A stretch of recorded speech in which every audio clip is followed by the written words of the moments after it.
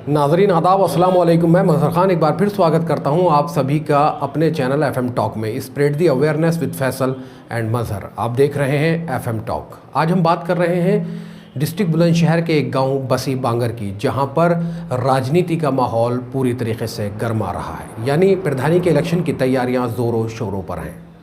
हमने आज बसी का दौरा किया और एक कैंडिडेट से बात की जिनका नाम है ताज खां उर्फ सुहेल खां, जो बसी बांगर से एक युवा कैंडिडेट है। बसी की आवाम इस बार शायद मूड बनाए हुए है कि वो ताज खां को इस बार गांव का प्रधान चुन सकती है या ताज खां इस बार प्रधानी के दावेदार होंगे, ये आगे पता चलेगा। जिस वक्त इलेक्शन में वोट डाले जाएंगे और ऊंचा गांव ब्लॉक में वोट खुलेंगे तब ये बिल्कुल क्लियर हो जाएगा। लेकिन अगर आंकड़ों की माने या फिर जिस तरह से हमने आज बात की है या बात करने वाले हैं, उससे पता चलेगा कि ताज खां किस तरह से इलेक्शन लड़ रहे हैं, किन मुद्दों पर इलेक्शन लड़ रहे हैं, या वो कौन सी चीज़ें हैं जो ताज खां ने सबसे ऊपर रखी हुई हैं इस इलेक्शन को अपने पक्ष में करने के लिए। लोग उन्हें प्यार दे रहे हैं, उन्हें सम्मान दे रहे हैं, उन्हें मान दे रहे हैं। इसी बीच हमने उनसे मुलाकात की और बात की, उनसे जानने की कोशिश की वो कौन सी चीज़ें हैं जो वो इस इलेक्शन में सबसे ऊपर रखे हुए हैं और अपने आप को प्रेजेंट कर रहे हैं बसी की प्रधानी की जिम्मेदारी लेने के लिए। तो ताज खां, मेरे शो में FM टॉक में आपका बहुत बहुत स्वागत है।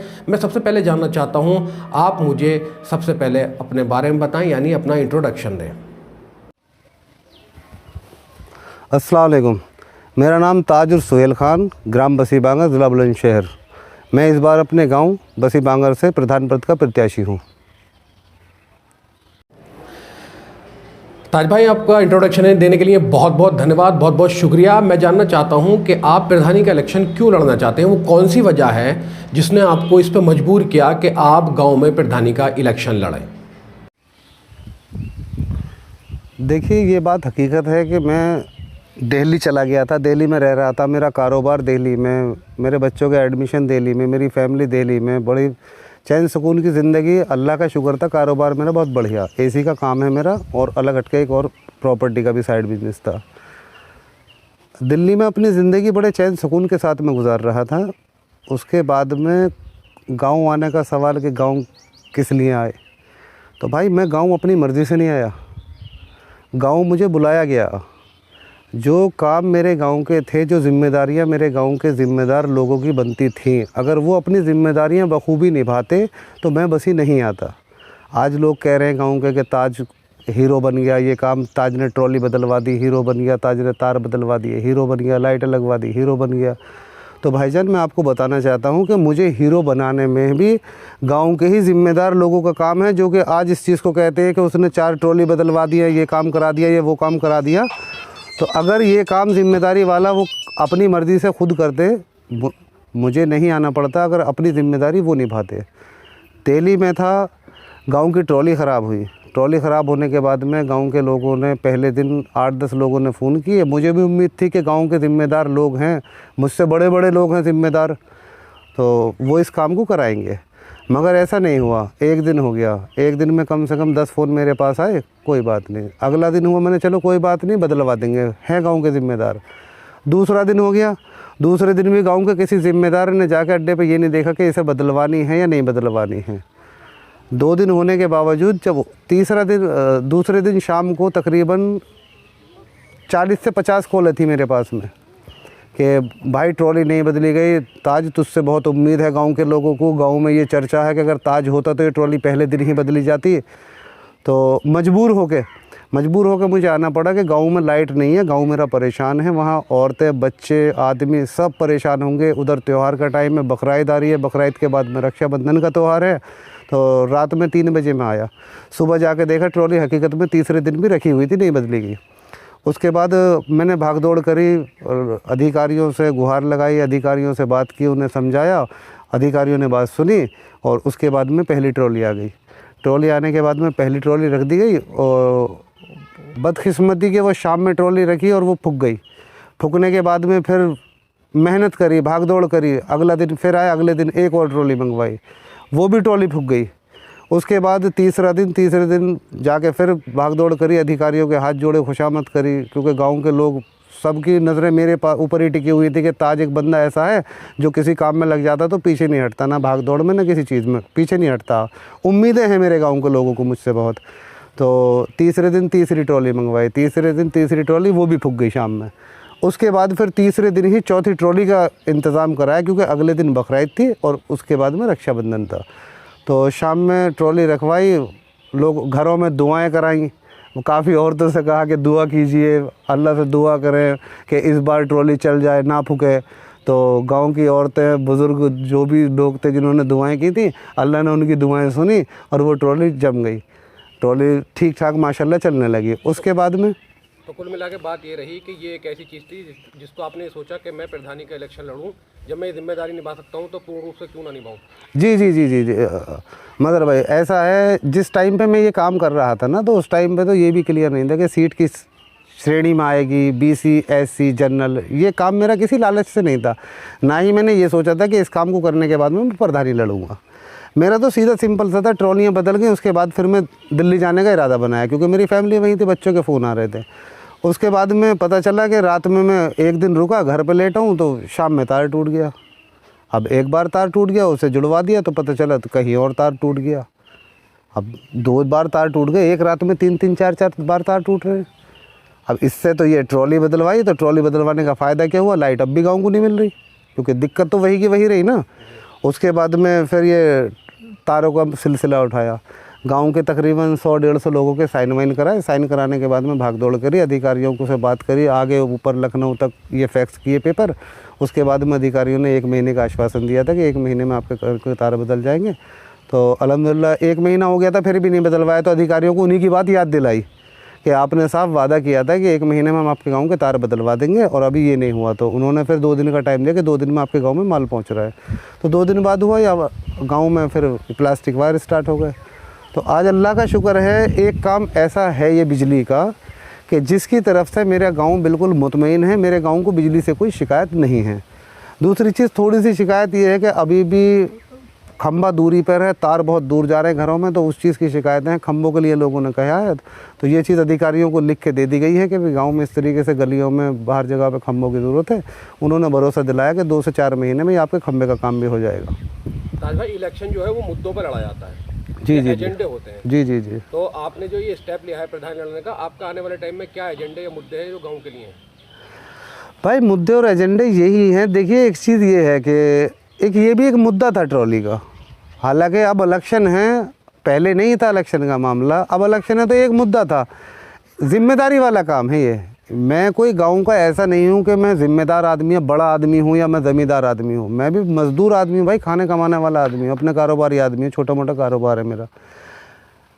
लोगों ने इस लायक समझा कि ये बंदा ज़िम्मेदार है, इस चीज़ की ज़िम्मेदारी उठा सकता है, इस काम को करा सकता है, तभी लोगों ने कुछ उम्मीद लगा के मुझे फ़ोन किया। मैंने भी यही सोचा कि लोग अगर मुझे फ़ोन कर रहे हैं तो किसी उम्मीद पे ही फ़ोन करते हैं। अब मिसाल के तौर पे अगर किसी काम को किसी से कहा जाता तो वो किसी उम्मीद पे ही कहा जाता। अब लोगों ने मुझसे कहा, 10, 20, 50 आदमियों के फ़ोन थे, तो उनकी मुझसे उम्मीदें जुड़ी हुई थी। मैं उन लोगों की उम्मीदें नहीं तोड़ना चाहता था। उम्मीद पे आके मैंने उनका काम कराया। पूरे गांव को मुझसे उम्मीद है कि कोई भी काम होगा, ताज अगर किसी मामले को कहेगा तो इंशाल्लाह उसे पूरा करेगा, पीछे नहीं हटेगा किसी मामले से। और रही बात गांव की, देखिए प्रधान, मैं किसी प्रधान पर आरोप नहीं लगाऊंगा, क्योंकि अपनी अपनी मर्जी है प्रधानों की कि क्या काम करना है, क्या काम नहीं करना। जो काम होने चाहिए थे गांव में पिछले 15 साल से वो काम नहीं हुए। आप, हमारा गांव है, हमारे गांव में आप खुद घूमिएगा, आप देखेंगे कि गांव की बहुत कम सड़कें ऐसी हैं जो इंटरलॉक हैं। आज भी वो खरंजे हैं जो 20 से 25 साल पहले हुए थे। नालियाँ टूटी फूटी, पानी गारें खड़ी हुई हैं, जो डिवाइडर होते हैं नालियों पर टूटे हुए हैं, लोगों को निकलने बढ़ने में परेशानी होती है बहुत ज़्यादा।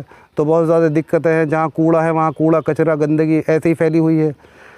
तो आज का दौर है, इसमें साफ़ सफाई होनी चाहिए, काम होने चाहिए। जब सरकार हर चीज़ की मदद दे रही है, सरकार का वादा है कि गांव-गांव में पक्की सड़कें, पक्की नालियाँ, ये तो मोदी जी का भी है कि स्वच्छ भारत, गांव में साफ़ सफाई हो और गंदगी कहीं ना हो, ये सरकार हमारी कह रही है हमसे, मगर प्रधान की जिम्मेदारी बनती है। अब वो प्रधान का है कि हर 15 दिन में सफाई कराए या 10 दिन में गांव की साफ़ सफाई कराए। तो ताज भाई, ये तो एक अलग मसला हो गया कि भाई चलो ये सब काम होने हैं। दूसरी चीज़ ये है कि ये इलेक्शन है जी जी, और इसमें हार या जीत का किसी को नहीं पता होता। बिल्कुल सही बात। अगर किसी वजह से इलेक्शन में आपको डिफीट हो जाती है या आप हार जाते हैं तो भी बस इसी के लिए ऐसे ही रहेंगे? जी भाई, ये मेरा वादा है कि मैं अगर देखिए, अगर मैं जीता तो भी मैं गाऊंगा, हारा तो भी मैं गाऊंगा। अब परमानेंटली मैं दिल्ली छोड़ के अपने गांव में परमानेंट मैंने बस चुका हूँ। मैंने छोटा मोटा कारोबार अपना यहीं कर लिया है गांव में, और अल्हम्दुलिल्लाह अल्लाह ने चाहा अब मैं गांव को छोड़ के कहीं नहीं जाऊंगा। क्यों? क्योंकि गांव की समस्याएं इतनी हैं कि कोई सुनने को तैयार ही नहीं है। गांव के वालों की प्रधान कोई भी बने, कोई सुनने को तैयार ही नहीं है। अब अगर हार भी गए कम से कम तो इतना तो होगा कि विपक्ष में बैठ के जो लोगों की, हमारों की समस्याएं हैं, जो उम्मीदें हमसे जुड़ी हुई हैं, लोग हमारे होंगे, वो किसी काम को कहेंगे, प्रधान को याद तो दिला देंगे कि भाई साहब ये काम है, आप इस काम को कराइए। प्रधानी भले ही हम हार गए मगर आप इस काम को कराइए। तो ये तो ज़रूरी है भाई, क्योंकि गाँव में ही रहना है अब। ताज भाई ठीक है, आपने इतनी सारी बातें बताई। मैं आपसे जानना चाहता हूँ, देखिए इलेक्शन का माहौल है और सवाल करना बनता है। गांव में ऐसा रूमर्स फैला हुआ है या ऐसी अफवाह है कि आपका जो एक ख़ानदान है वो दबंग माना जाता है बस्ती के अंदर, और ऐसा माना जाता है कि अगर आप इलेक्शन जीत जाएंगे तो लोगों का रास्ता रोकेंगे, बुग्गियाँ लगा देंगे या अपने घरों से लठ लेके निकलेंगे। तो गांव के लोगों के दिमाग में जो ये एक बात चल रही है, इसको आप कैसे समझाएंगे लोगों को, या कैसे समझाना चाहते हैं?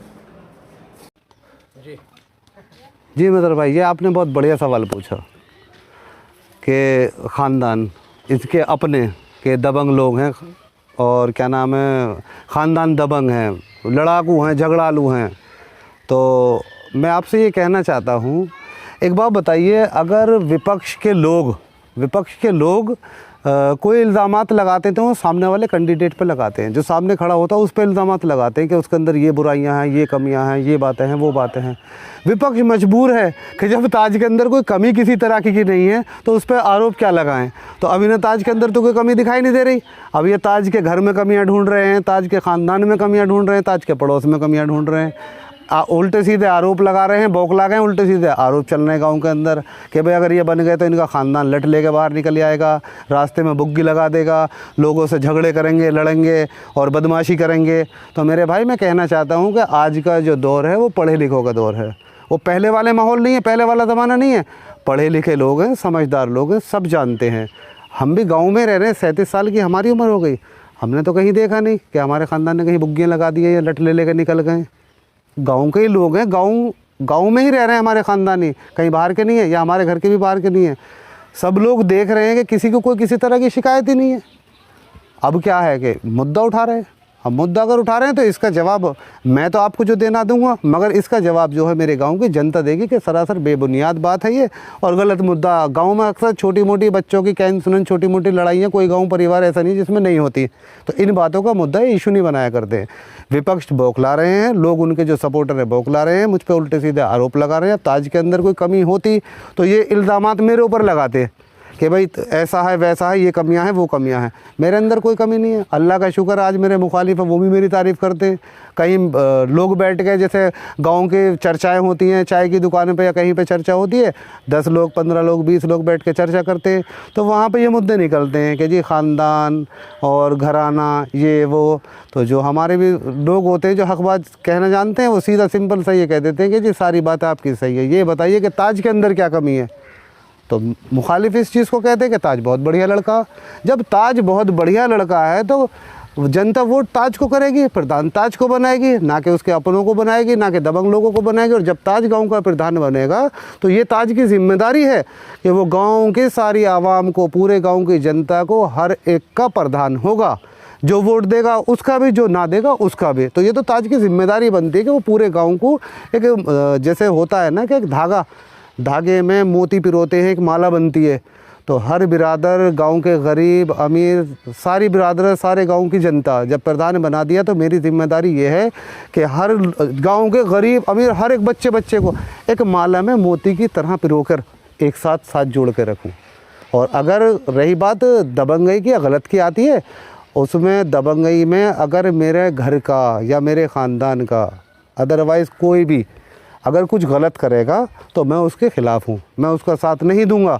मैं गरीब जनता के, गरीब आवाम के साथ हूँ। जिसके साथ गलत करेंगे मैं उसके साथ हूँ। अगर मुझे ज़रूरत पड़ी कि मेरे घर के आदमी ने किसी से बदतमीज़ी करी है, कुछ गलत किया है, तो मैं उसके साथ हूँ। जैसा वो चाहेगा मैं उसके साथ उस तरीके की कार्रवाई कराने के लिए तैयार हूँ। मैं अपने का साथ नहीं दूँगा, मैं गाँव के गरीब आवाम का साथ दूँगा। काम देखिए, गांव मेरा बहुत पिछड़ गया है। मैं फिर दोबारा आपसे ये बात कहता हूँ कि मेरा गांव बहुत पिछड़ गया है। ये आपस की सियासतें, आपस की चेड़बाजी, आपस की दुश्मनागी कि ये ऐसा है इसे वोट नहीं करेंगे, वो उस ख़ानदान का उसे वोट नहीं करेंगे, वो उस पार्टी का उसे वोट नहीं करेंगे। हमारी तो ये वाली पार्टी है, हमारी वो वाली पार्टी है, हमारी वो पार्टी है। तो मैं गांव की आवाम से हाथ जोड़ के अपील करना चाहता हूँ, बहुत समझदारी वाली। भाई नई जनरेशन है, समझदार लोग हैं और माशाल्लाह काफ़ी लोग, इस बार तब्दीली भी है, लोग समझ भी रहे हैं मेरी बात को। किसी सियासत के चक्कर में ना पड़ें, किसी पार्टीवादी के चक्कर में ना पड़ें कि ये नहीं कीजिए। हमारी तो पुरानी चेड़े चलती आ रही हैं इन लोगों से, वो चेड़े भी ख़त्म करें। सिर्फ ये देखें कि सियासत, पार्टीबाजी, आपस की चेड़ें, इन चीज़ों से गाँव का विकास नहीं होता।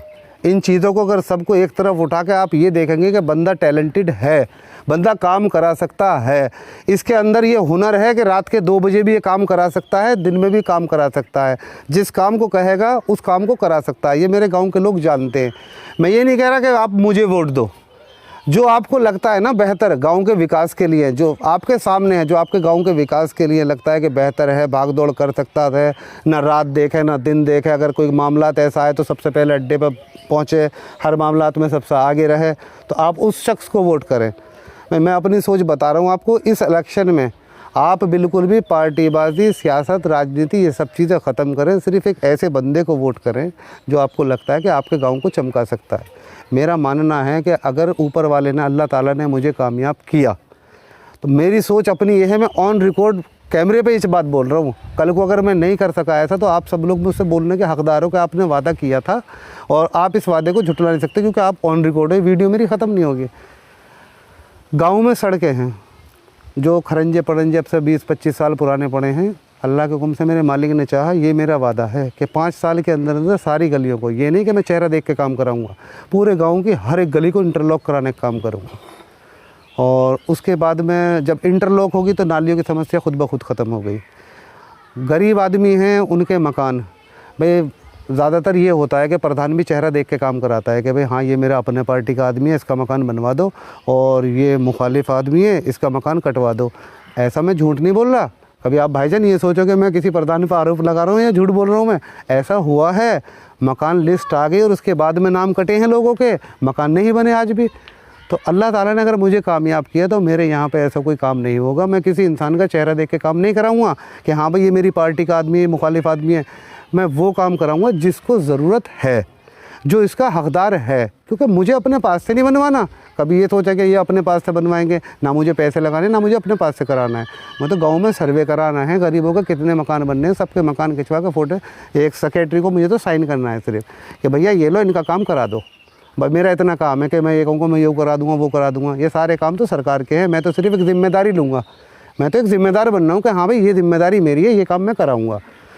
गांव में बिजली की समस्या ख़त्म है, अल्लाह का शुक्र है, बहुत बढ़िया है। सड़कें हैं, खरंजे हैं, गरीबों के मकान हैं, ये काम है। रही बात एक इससे बड़ा एक और मुद्दा है छोटा सा, जो कि काफ़ी लोगों की शिकायत है इस बात में कि अभी तक 5 साल हो गए प्रधान को, इससे पहले प्रधान है, कोई हमारी बात पे इस पर तवज्जो नहीं देता। गाँव में तकरीबन राशन कार्ड, बड़े भाई हर गांव में राशन कार्ड हैं, लोगों को राशन भी मिलता है। और हमारे गांव में ऐसा है तकरीबन 100, 125, 150 लोग ऐसे हैं जिनके राशन कार्ड थे और उनके राशन कार्ड काट दिए गए। ये कोई मैं झूठ नहीं बोल रहा, ये भी लोगों के पास सारे पेपर है, डॉक्यूमेंट्स मेरे पास रखे हुए हैं कि राशन कार्ड थे, उनके काट दिए गए। गरीब परेशान है राशन कार्ड बनवाने के लिए, उनके राशन कार्ड नहीं बन रहे। तो ये भी मैंने लोगों से कहा है, ये भी एक मेरा वादा है कि आप, अभी भी मैं भागदौड़ करता हूँ। ऐसा नहीं है कि कोई मुझसे किसी काम को करता है कि मैं मना कर देता हूँ कि नहीं जी पहले आप मुझे प्रधान बनाओ, उसके बाद ही मैं आपका ये काम कराऊँगा। जितना मेरे अंदर हुनर है, जितना टैलेंट है, जितनी मेरी हिम्मत है, मैं अपनी हिम्मत से पूरे भागदौड़ करता हूँ। अपने ताल्लुकातों को भी पूरा इस्तेमाल करता हूँ, लोगों की पूरे मदद करता हूँ। जिस हिसाब से मुझसे हो सकती है मैं उस हिसाब से लोगों की मदद करता हूँ।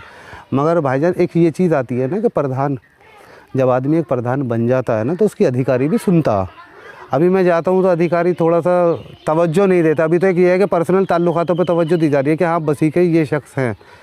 और जब ऊपर वाले ने चाहा, मुझे गांव की आवाम ने प्रधान बना दिया, तो उसके बाद तो मैं अधिकारियों से डायरेक्ट जाकर बोलूँगा गांव का प्रधान, ये काम होना है मेरे गांव का। गांव को प्रधान चाहिए और ऐसा प्रधान चाहिए गांव को। इस बार तो मुझे मालूम है 100% कि जनता ने मान लिया, युवाओं ने, बुज़ुर्गों ने, घरों की मेरी माँओं ने, मेरी बहनों ने ये चीज़ अपने दिलो दिमाग में ठान ली है कि कहने वाले कुछ भी कहें, हम इस चीज़ पे यक भरोसा नहीं करेंगे।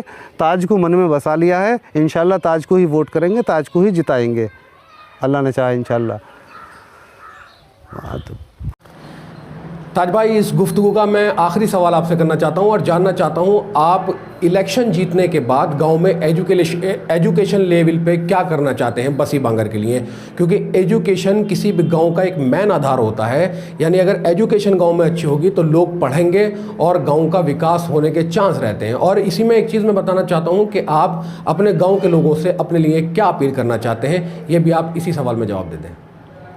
सवाल आता है एजुकेशन का, तो एजुकेशन की भी काफ़ी परेशानी है हमारे गांव के अंदर। जो गांव के बच्चे हैं और लड़के लड़कियां हैं वो पढ़ने के लिए बगरासी जाते हैं। कभी ऐसा होता है कि उन्हें टाइम पे सवारी मिलती है, कभी नहीं मिलती है, तो बच्चों की पढ़ाई लिखाई पे इस चीज़ का बहुत फ़र्क पड़ रहा।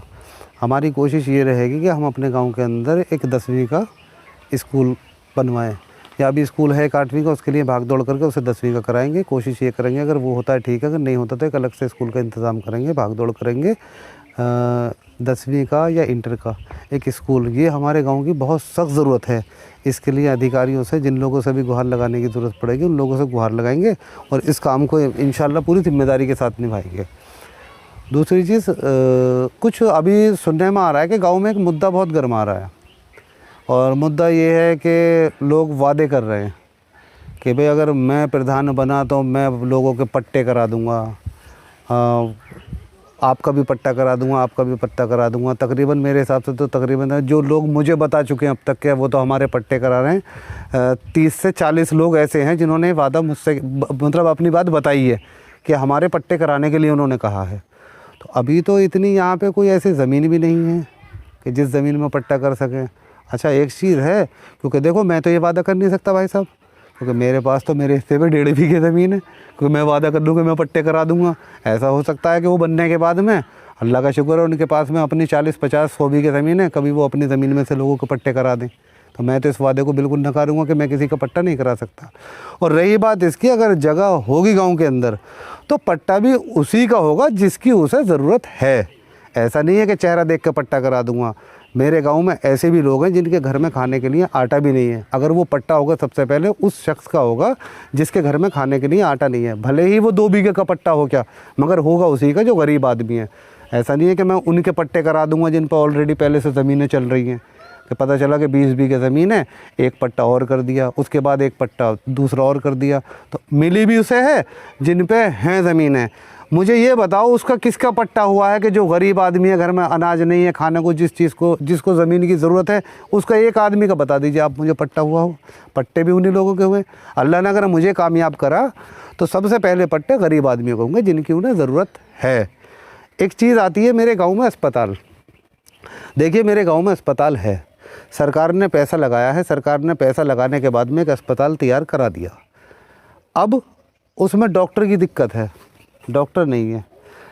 अल्लाह ने मुझे कामयाब किया तो अस्पताल को बिजली, पानी, साफ़ सफाई, 24 घंटे डॉक्टर, जो मेरे गांव में किसी भी अमीर को, कोई भी गरीब को, किसी को भी कोई परेशानी है, सीधा बाहर ना ले जाके कहीं भी प्राइवेट हॉस्पिटलों में लेके जाते हैं। पता चलता है कि एक बच्चे की डिलीवरी भी है तो गरीब आदमी लेके चला गया, अब पता चला कि जी 15,000 का बिल है, आपका 20,000 का बिल है, तो वो कहाँ से दे? बेचारा ब्याज पे, सूद पे पैसे ला के गरीब आदमी वहाँ पे बिल पे करता। जब मेरे गांव में अस्पताल है तो कोशिश करूँगा कि भाई साहब डॉक्टर नहीं यहाँ बैठे 24 घंटे।